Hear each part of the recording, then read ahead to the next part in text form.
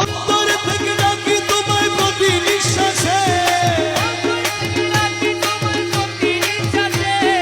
বিপদ কালে অটল থাকি দৃঢ় বিশ্বাসে, বিপদ কালে অটল থাকি দৃঢ় বিশ্বাসে, বিপদ কালে অটল থাকি দৃঢ় বিশ্বাসে।